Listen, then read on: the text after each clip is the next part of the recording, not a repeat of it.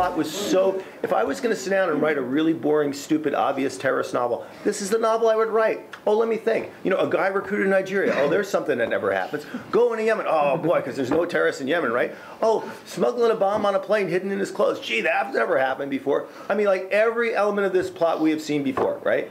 And I mean, if they can't find plots like this, I don't understand. And for the government, for a president to say the system failed, well, yeah, the system always fails when these things happen. But the point is why does the system fail? And in this case, I think it's because of leadership. I mean, somebody's not making the system work, right?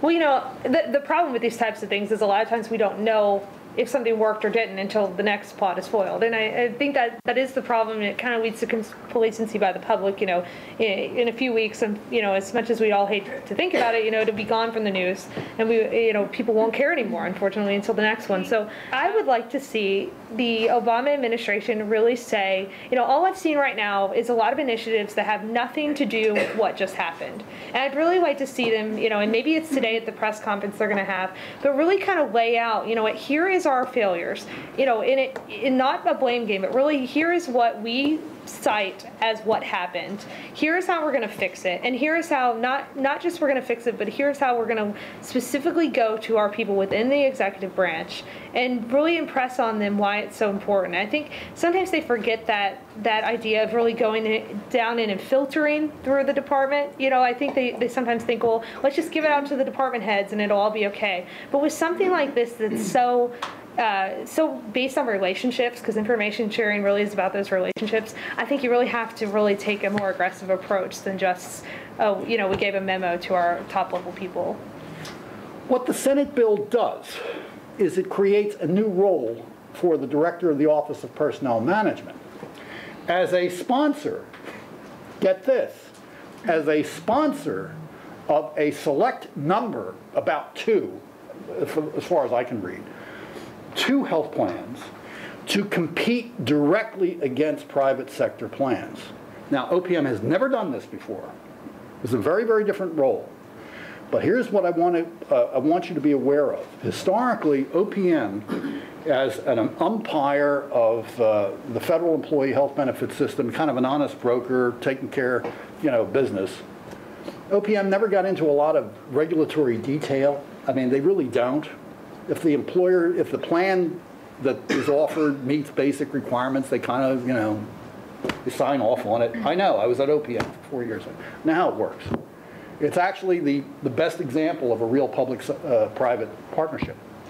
Here, however, OPM basically becomes the sponsor of plans, but OPM also has residual authority over premiums and benefits, which means it's conceivable that OPM could set premium levels below what would otherwise be market prices. Let me make one other point about OPM. OPM's residual authority is enormous, and the Director of the Office of Personnel Management reports to one human being. He sits in the West Wing of the White House. Got that? Which means that you're talking about direct and immediate, basically a direct and immediate relationship between the President and the functioning of the healthcare insurance markets throughout the United States. That's just a fact. We actually have a situation where, because Medicare and Medicaid pay doctors and hospitals and other medical professionals at low rates well below the market price, what they do, doctors and hospitals shift costs to the private sector in private health insurance. So as a result of that, what that means is that on an annual basis, the typical family absorbs an additional $1,800 in their premium costs simply because of the cost shifting from Medicare and Medicaid. Now, those are the 2 existing large government-run healthcare plans. What the President and what Congress want to do is they want to create another one. They want to create a so-called public plan.